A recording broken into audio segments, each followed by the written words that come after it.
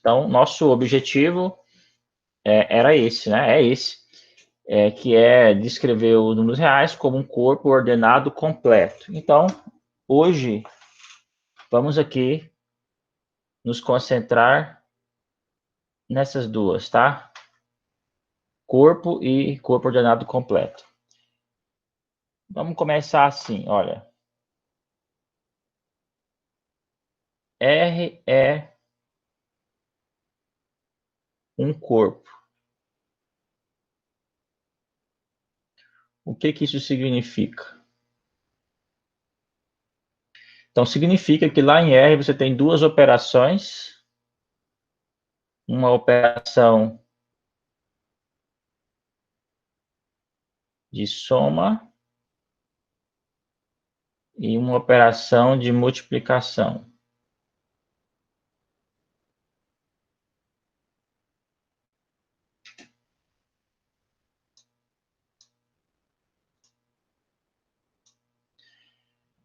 Então, aqui é a soma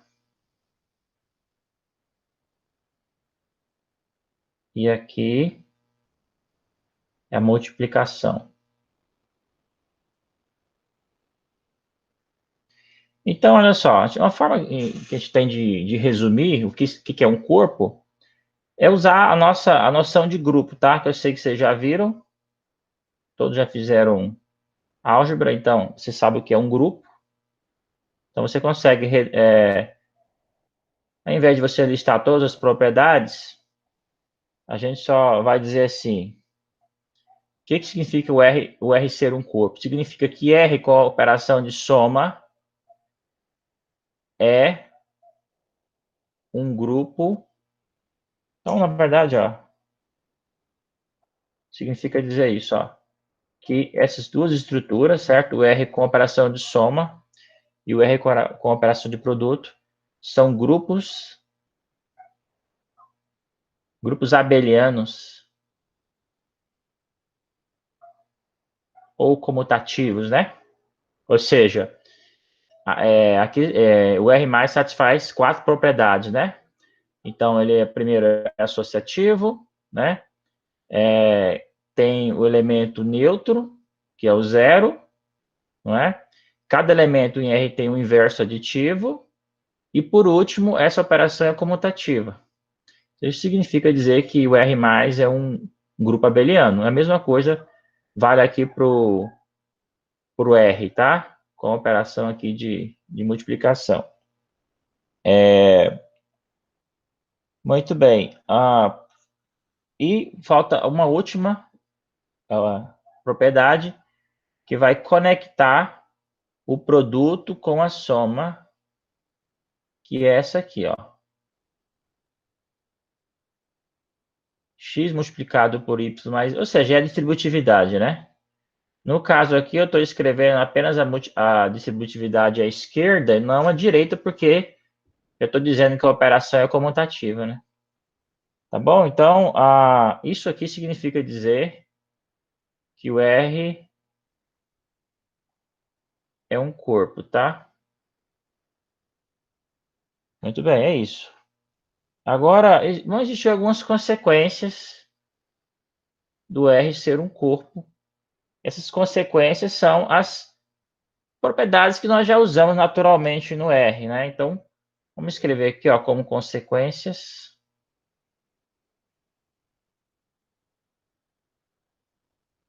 Consequências desses axiomas.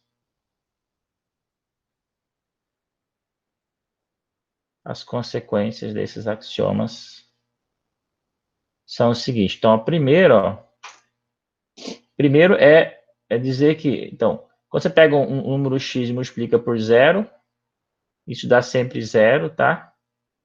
Essa é a primeira. E a outra é a chamada regra de sinais, que nós já sabemos, nós já usamos, ensinamos isso para os nossos alunos, inclusive, do ensino médio. Regra dos sinais, que é assim, eu vou só resumir aqui. Se você pegar aqui menos x y, isso aqui é menos xy. Se você pegar o x e multiplicar por menos y, é a mesma coisa de menos xy também. E se você pegar o menos x vezes o menos y, isso aqui dá xy. Pessoal, eu não vou provar essas propriedades não, tá? Elas estão lá na aula do Elon, tá? Vocês podem... Ele prova essas propriedades lá. Tem no livro também. Eu acho melhor gastar esse tempo para mais explicar, fazer alguma relação disso com o que a gente ensina para a gente ensina no ensino, o que ensina para as crianças, né? Então, olha só, vamos, por exemplo, essa de cá, ó, é a chamada, isso explica, né, essa propriedade ou essa consequência, né, essa proposição, explica a chamada regra do sinal, que menos vezes menos é mais, né? Então, por exemplo, quando você está com os números reais e você, que inclusive eu acho frequentemente a mais embaraçosa de explicar. 2 vezes 3, 6, né? Você fala, não, aí você faz ainda uma... Pode abreviar assim, né? Eu acho, porque com as outras, nessas outras, que mais vezes menos é menos, você ainda consegue dar alguns exemplos com dinheiro, né? Fazendo essas...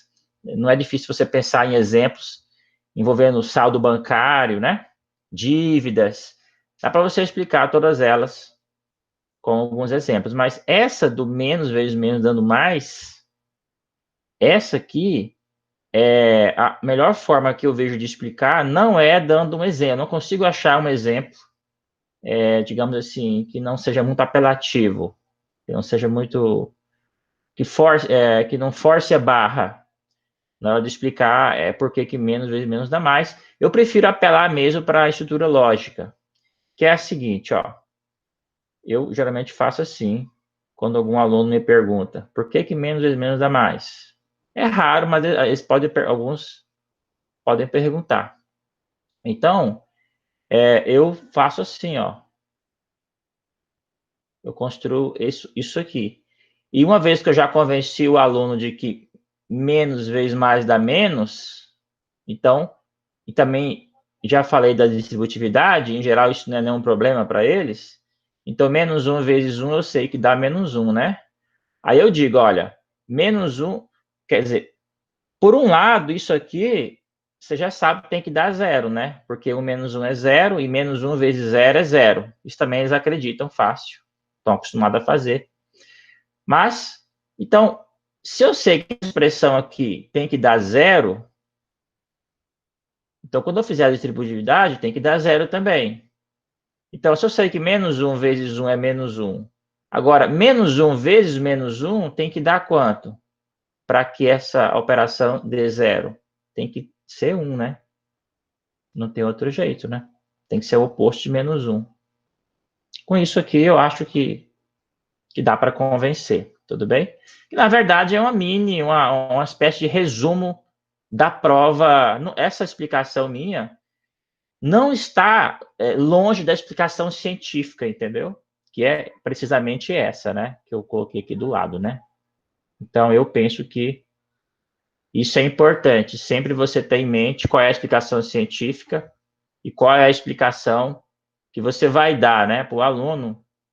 E essa sua explicação, ela não pode estar muito longe da verdade, por assim dizer, né? Não adianta, às vezes, forçar a barra. Muito bem, gente. Então, vamos seguir aqui. Então, essas demonstrações, vocês podem procurar na aula, ele faz, ou vocês mesmos também podem fazer, tá? Mas não vale a pena a gente gastar muito tempo demonstrando isso. Vamos seguir em frente aqui. Uma coisa importante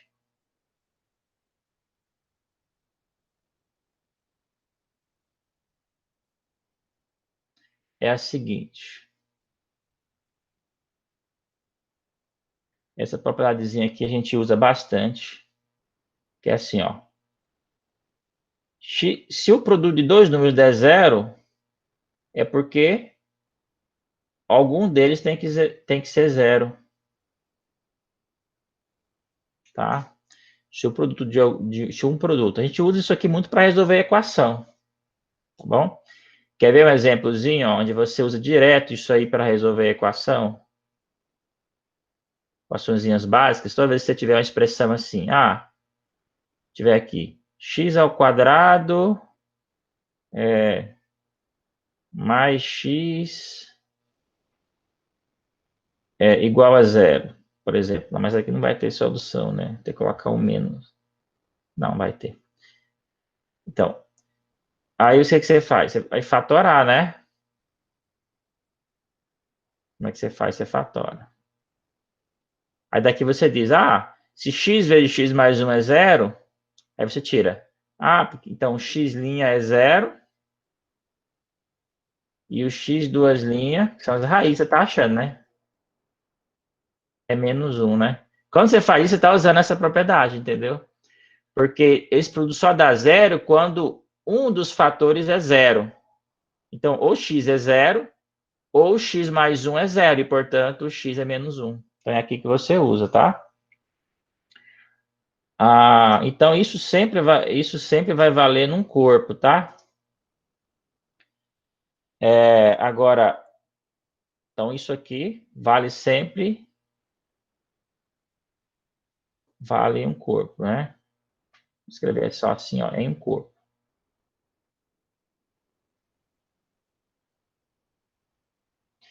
Agora, isso vale. Vamos ver um exemplo de uma estrutura onde isso não vale. Vocês conhecem? Alguém pode me dizer o exemplo de uma estrutura que vocês já estudaram aí, onde isso não vale?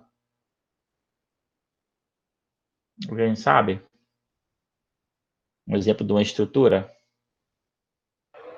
Acho que quando você trabalha com aritmética modular, né?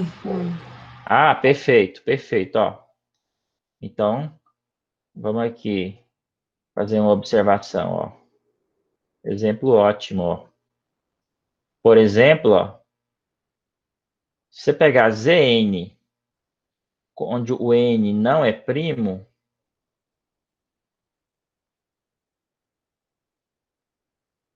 pega o Zn onde o n não é primo, então essa propriedade falha. Por exemplo, você pega em Z6. Pega em Z6. Lá em Z6, 2 vezes 3, 2 barra vezes 3 barra, é 6 barra, que é zero, né? Zero barra. E os dois são não nulos, né? O Z6, só lembrando aqui, são os restos, né? Esse conjunto vai até o 5. Ele é um corpo, não esse, né? No caso, não vai ser um corpo. O Z, então, isso aqui é um corpo, tá? Por isso que eu peguei quando não é primo, né? Quando não for primo, ele vai ter divisor de zero. Então, divisor de zero são exatamente esses números, né? Que satisfaz essa condição aqui. Então, o ZP é um corpo. Aí você não consegue achar esse divisor de zero. Então, e aqui é um bom exemplo porque ele é comutativo, né? Quer dizer, o seu Zn aqui, né? Ele satisfaz. A única coisa que ele falha aqui é em ter inversos, né? Mas as propriedades de corpo ele satisfaz. Mas a questão está no inverso. Muito bem. Existe também um outro exemplo onde isso falha, que são as matrizes, né? Por exemplo, se você pegar aqui a matriz E12, que é 1, 0, 0, 0, por exemplo. Aí você pega uma outra aqui, por exemplo, E2, não, esse não vai dar certo. Essa aqui vai, pega E1, por exemplo. Não, mas E1 foi essa. Então, espera um pouquinho. Vou pegar aqui E11, O 1 fica sempre na posição aqui, ó, 1. Aí eu vou pegar o E, 2, 1. Aí eu vou colocar o 1 na posição 2, 1. Entendeu? Se eu fizer o produto de E, 1, 1 com E, 2, 1, vai dar 0. Você vai dar a matriz nula, né? Que eu vou escrever assim, 0. Tá bom? Em geral, essas matrizes E e J, elas formam a base das matrizes aqui, 2x2, com entradas no corpo, digamos o corpo R, né? E lá é fácil de fazer o produto delas. IJKL, isso aqui você pega a delta de Kroner, aqui JK, e o resultado fica E e L, ó. É fácil multiplicar elementos da base desse espaço vetorial de matrizes, porque você tem essa igualdade aqui, tá vendo? Então, isso aqui vai ser, quando é que esse produto vai ser 0? Basta que o número de colunas da primeira seja diferente do número de linhas da segunda. Muito bem, mas isso aqui é só uma observação, tá? Vamos então aqui. Tem uma coisa interessante aqui, eu vou aproveitar a oportunidade para falar, que é uma coisa chamada contrapositiva, tá? Talvez algum de vocês já viram, mas o que seria? Nós vamos aproveitar a oportunidade para falar, ó. Então a expressão está assim, né? Se o produto dá zero, significa que x é zero ou y é zero. Então isso aqui é a expressão do tipo P implica Q, né? Na implicação. E o que é a contrapositiva? A contrapositiva de uma expressão P implica Q é assim, ó, não que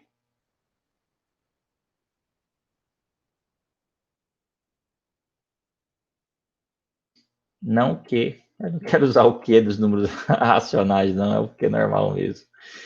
Não que implica não P, ó. Isso aqui são duas equivalências lógicas, gente, tá? Então, essa afirmação P implica Q, essa proposição P implica Q, ela é equivalente a essa outra, não Q implica não P, tá? O que isso significa? Que eu posso provar tanto essa, eu posso provar essa, tá? Ou eu posso provar essa, porque as duas estão dizendo a mesma coisa, apenas de maneira diferente. Então, às vezes é mais fácil você provar não essa aqui, ó. É mais fácil você provar essa. É mais fácil você provar a contrapositiva.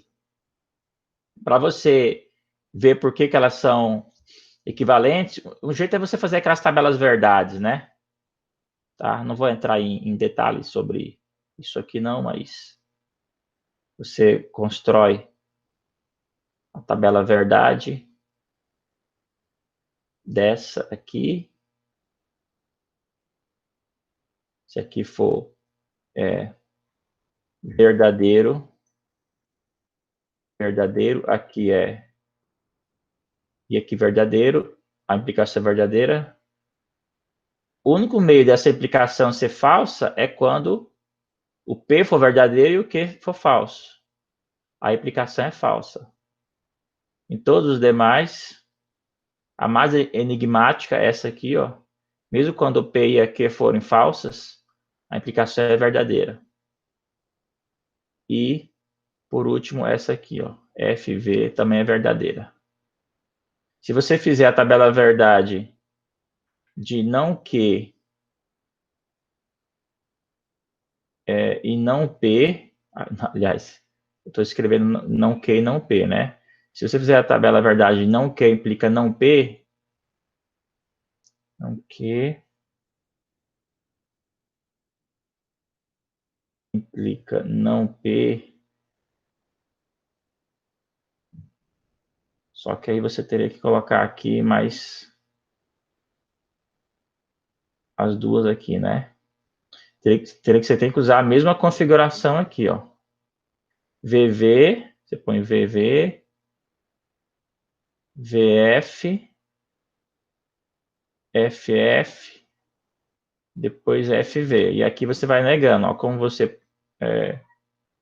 colocou. Então, a não que ela vai negar os valores lógicos, aqui vai ficar F, V, VF. Bom, já que eu comecei, vou terminar. Aqui fica assim também. Eu neguei todos os valores lógicos de P. E agora eu faço a implicação. Aqui fica V, aqui fica F, aqui fica V e aqui fica V.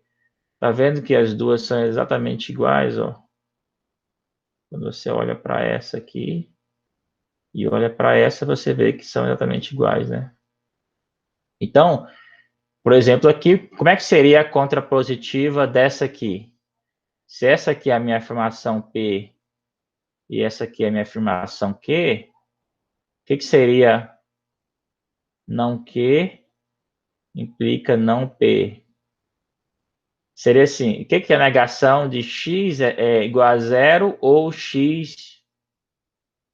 O que seria a negação de x igual a zero ou y igual a zero? A negação desse ou. A negação seria x diferente de zero e y diferente de zero. Implica o quê? A negação da P, ó.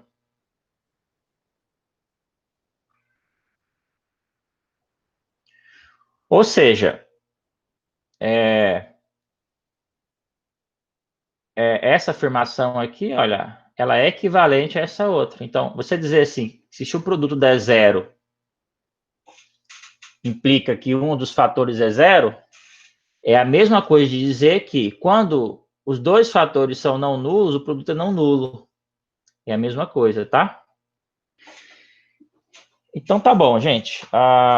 Isso aqui também o Elon demonstra lá, tá? Eu não vou me estender muito mais nisso aqui. Eu queria só explicar justamente a parte que ele não faz, tá? Em detalhes. Então, é importante a gente construir essas contrapositivas. É importante você saber construir essas contrapositivas, tá? Ela é a chave para você provar muitas coisas, tá? Porque você tem que fazer, às vezes é conveniente você fazer essas conversões. Vou dar um exemplo, ó. Por exemplo, um exemplo que inclusive nós já usamos na aula passada, ó, que é a seguinte. Imagine que você queira provar isso aqui, ó. Vou dar um exemplo onde a contrapositiva é mais fácil de provar do que a proposição original. Ó, por exemplo, n quadrado... Deixa eu pegar aqui a cor. Assim que você querer provar isso, ó, que n quadrado par implica n par. Você quer provar isso, ó. N quadrado par implica p par. E aí você fica um pouco ruim, porque fica... esse é um exemplo onde é mais fácil provar a contrapositiva. Quer ver, ó? Qual que seria a contrapositiva dessa aqui? A contrapositiva seria isso aqui, ó. Então, o que eu vou fazer? Eu vou negar a consequência. Então, a consequência é n par, né? Eu vou negá-la. Qual é a negação de n par? É n ímpar. Qual é a negação de n quadrado par? N quadrado ímpar. De cara, você já vê que essa aqui é mais fácil de provar, ó. Então, isso aqui, olha, é a contrapositiva, tá? Isso aqui, ó, é a contrapositiva.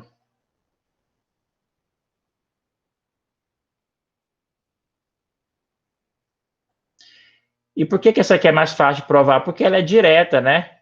Se n é ímpar, você já vai, escreve aqui, ó, ele é da forma 2k mais 1. E aí você faz a conta, ó. Usei posse, que n é ímpar, então n é 2k mais 1. Eu preciso só provar que o quadrado dele é ímpar. Então é só você fazer a conta, né? 2k mais 1 ao quadrado é 4k ao quadrado mais 4k mais 1. Então aqui é 2k ao quadrado mais 2k mais 1. Isso aqui é o número ímpar, né? Por que é o número ímpar? Porque ele está da forma 2. Isso aqui é um k', né? Qual que é a forma do n quadrado? Ele é da forma 2k' mais 1, né? Então está provado que o n quadrado é ímpar, tá vendo? É uma prova direta. Então, esse é um exemplo onde a contrapositiva é mais fácil de provar do que a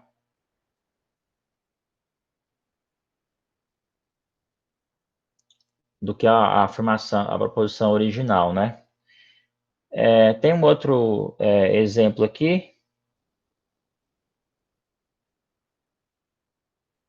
mas dessa vez é um exemplo de uso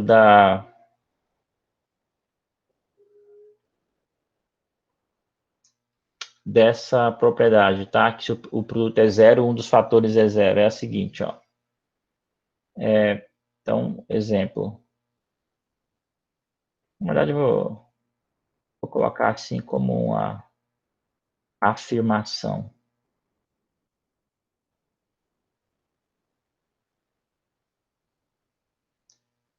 A afirmação é a seguinte. Se você tiver aqui, então, a afirmação é assim, ó. Se os quadrados forem iguais, ó, então é porque o x é mais ou menos y. Como é que você demonstraria essa expressão? Como é que você demonstraria isso aqui? Não vale vir aqui e sair passando a raiz, viu, gente? Porque você tem um problema aí com a raiz, né? Você só pode tirar a raiz, esse x for negativo, aí falha, né? Se aqui fosse o x for negativo, o quadrado dá positivo. Então, o quadrado tem raiz, mas se você matar... Então, ou seja, aqui fica uma advertência, tá? Fica uma advertência geral, que isso aqui não é isso, tá? Você não pode fazer isso, a menos que você tenha certeza que o x é positivo, tá? O que é verdade é isso aqui, ó. Aí, com essa afirmação aqui, você já poderia provar isso também, tá? Mas não vamos usar isso porque a gente está usando só as consequências dos axiomas, né? E a gente não falou em raiz quadrada ainda. E muito menos em módulo também, né?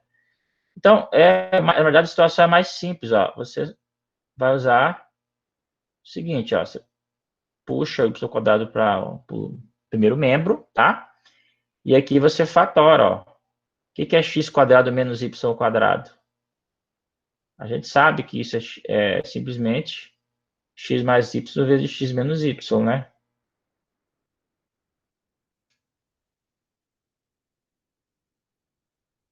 E agora a gente usa esse fato, né? Se o produto está dando zero, significa que ou o x mais y é zero e, portanto, x é menos y, ou x menos y é zero e, portanto, x é igual a y.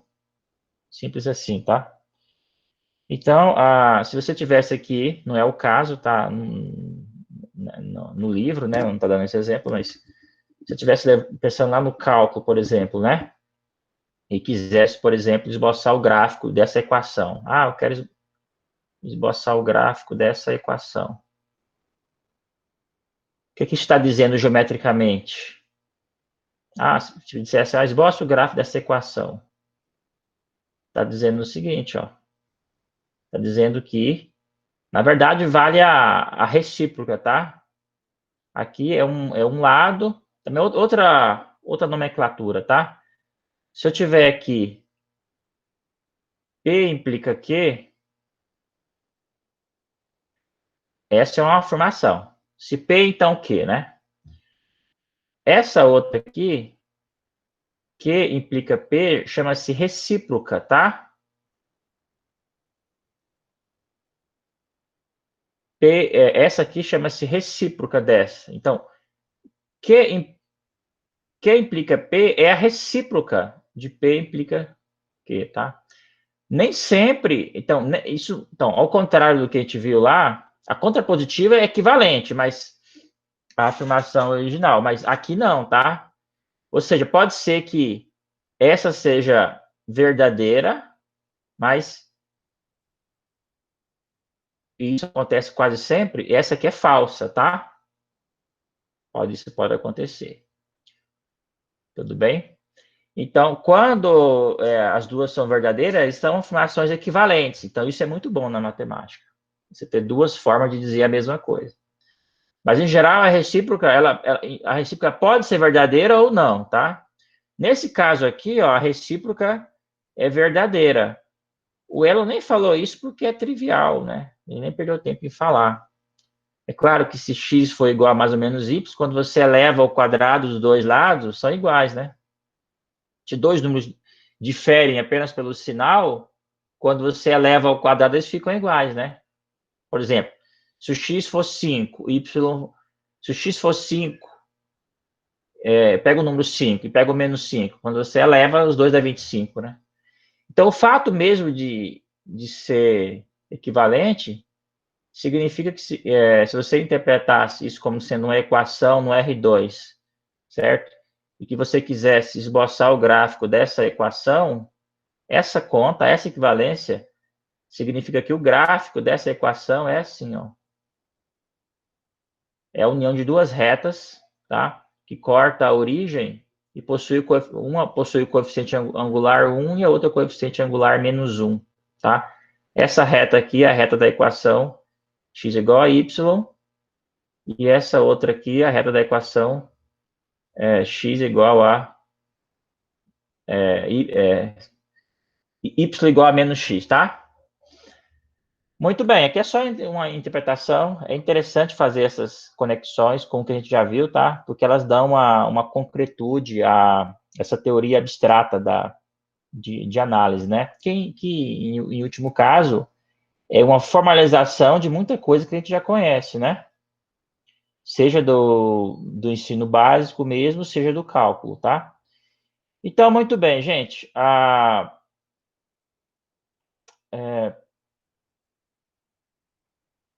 Então, só uma observação. Então, uma observação para resumir aqui, ó. Cuidado, tá? A recíproca é diferente da contrapositiva, tá?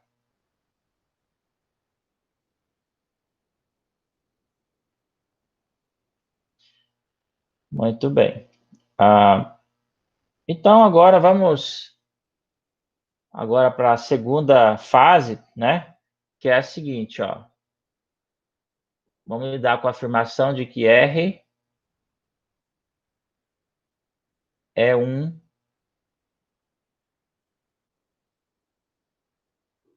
corpo ordenado. Já vimos que é um corpo. Agora vamos a essa aqui. R é um corpo ordenado. Quer dizer que no R tem uma relação de ordem, que é essa relação de ordem que a gente já sabe, né? A gente aprende isso desde lá do ensino fundamental, né? Que é as comparações de quando é que um número é maior do que o outro, tá? Então, ou seja, a gente vai lidar com coisas assim, né? X menor ou igual que Y, ou às vezes X é menor que Y. Gente, a desigualdade, ela tem uma importância também como uma técnica de prova, tá? Na matemática, que é a seguinte: às vezes você quer a igualdade, mas você não consegue provar a igualdade diretamente. Você quer provar isso? Você tem lá alguma expressão aqui, né? X é alguma expressão, Y é alguma outra expressão, tá? Pode ser a ordem de um grupo, pode ser qualquer coisa, tá? Isso acontece em muitas situações. Então, em vez e não é fácil, você não consegue provar a igualdade diretamente. Então, o que você faz?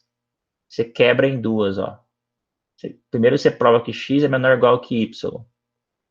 E depois você prova que y é menor ou igual que x. Digamos que o problema permite você trabalhar melhor com as duas situações separadamente, né? Então, o que você faz? Com essas duas conclusões aqui, ó, se x, você conseguir provar que x é menor ou igual que y, e depois que y é menor ou igual que x, você pode concluir a igualdade que você queria. Então, esse é o papel das desigualdades aí, um dos papéis, né?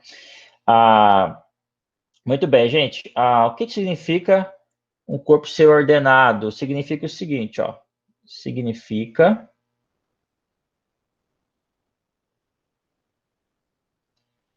que existe um subconjunto R+,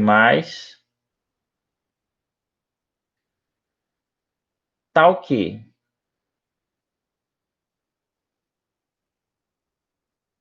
então, primeiro é assim, que esse R+, ele é fechado para a soma e para o produto, ó. Se você pegar quaisquer x, y lá em R+, isso vai implicar o seguinte, vai implicar que a soma está lá e o produto também. Traduzindo isso aí, o que a gente quer é o seguinte, se eu pegar dois números positivos, tipo um 3 e um 4, o resultado vai ser o número positivo, 3 mais 4, 7. Então, basicamente, o que a gente está fazendo aqui no fundo, é o que, na verdade? É uma coisa que a gente já trabalha, não tem nada aqui distante do que da nossa intuição usual. Ó. O que a gente quer fazer é pegar a reta e quebrar em 3 pedaços, tá?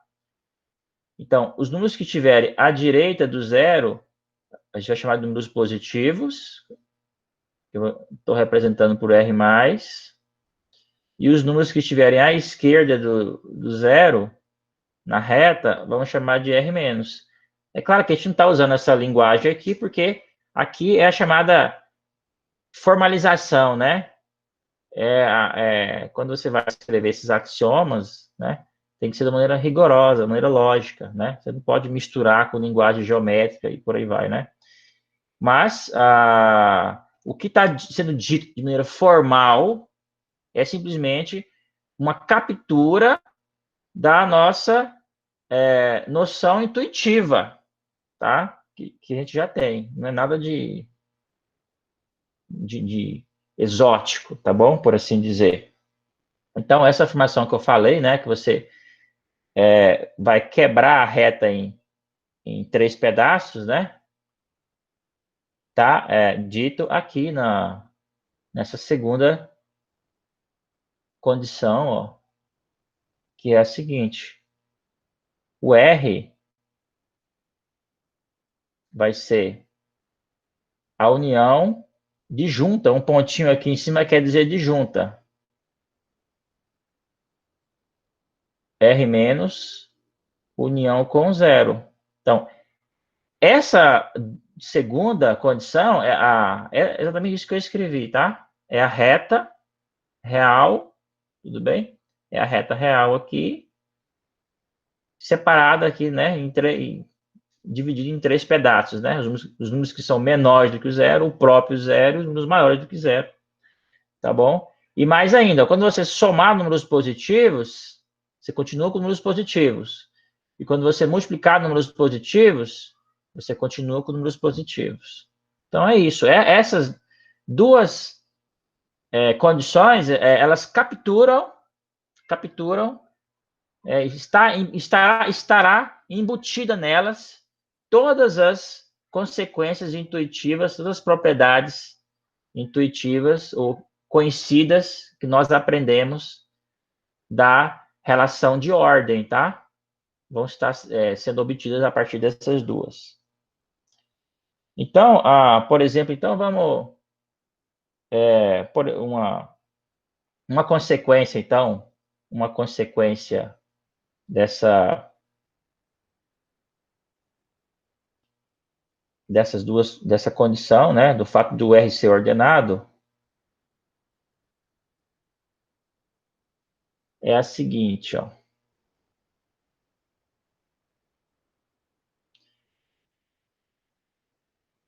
O quadrado de qualquer número real é um número positivo. Ele cai lá em R+, ó.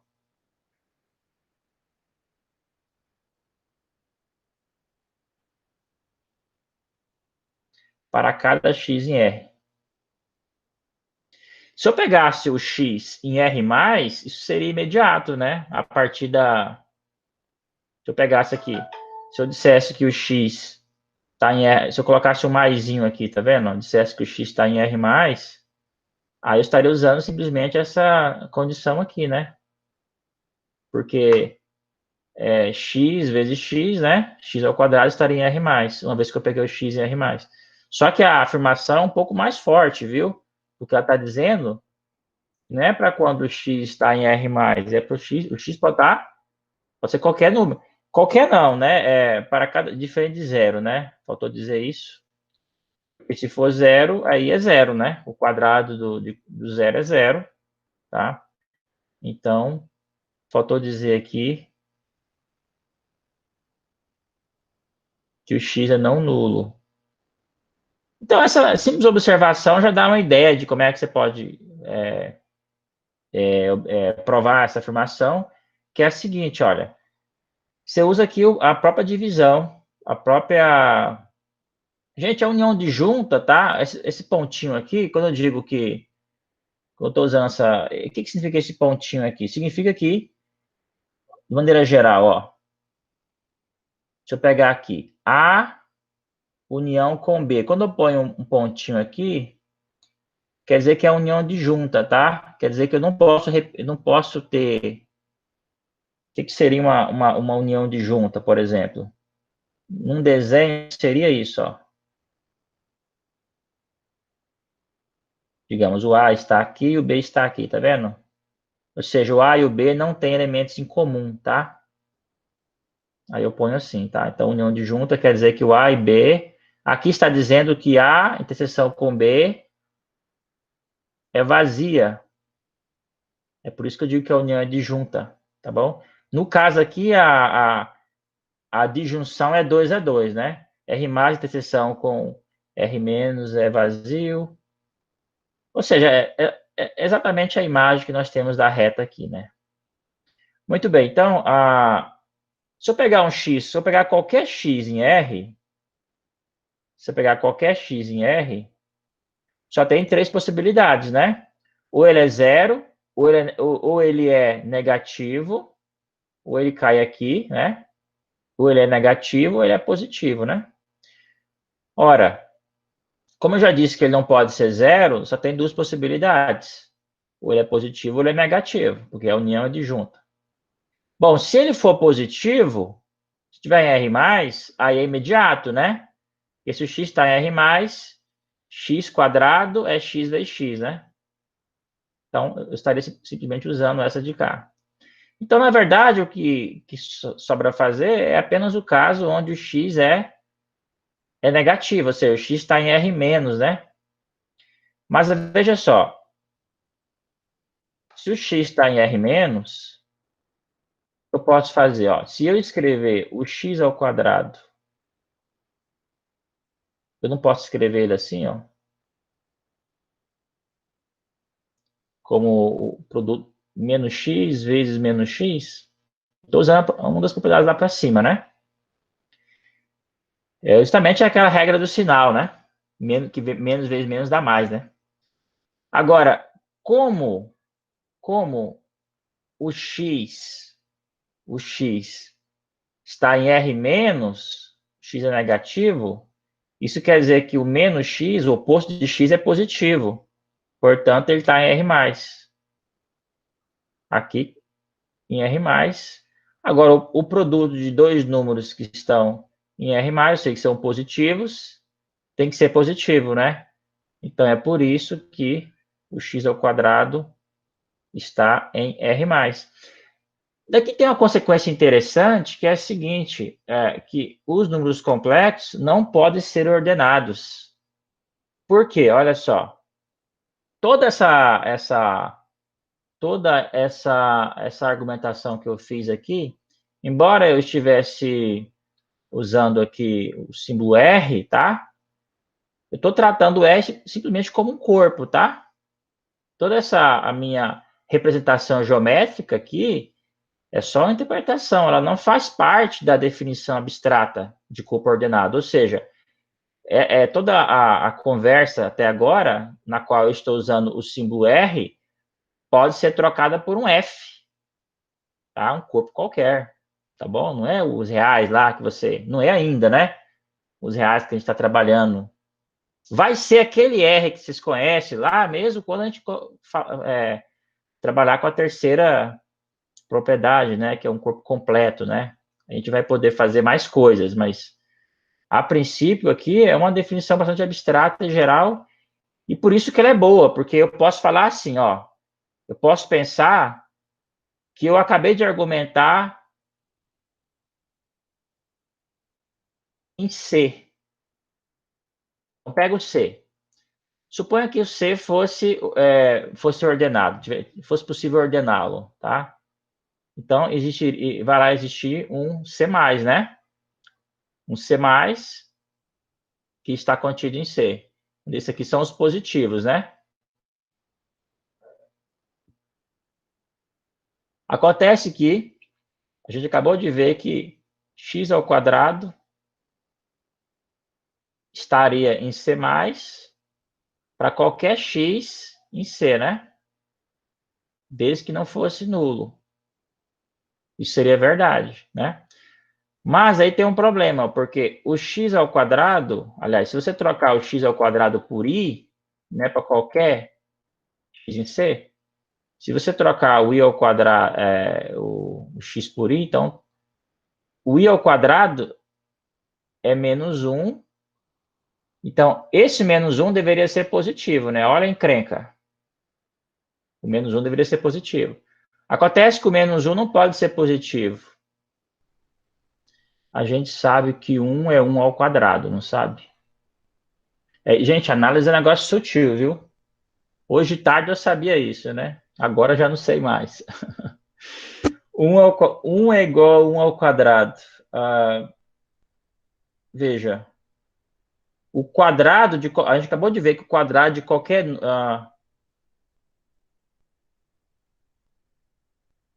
usando essa mesma afirmação, ó, a gente sabe que o quadrado de qualquer número em C é um número positivo, não é? Então, ó, isso prova aqui que o 1 tem que ser positivo.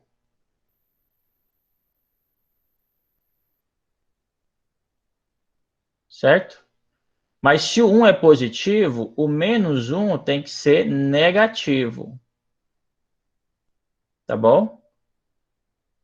Então, é essa a contradição. E aqui estaria dizendo, essa afirmação estaria dizendo que o menos 1 é positivo. Essa é a contradição, tá?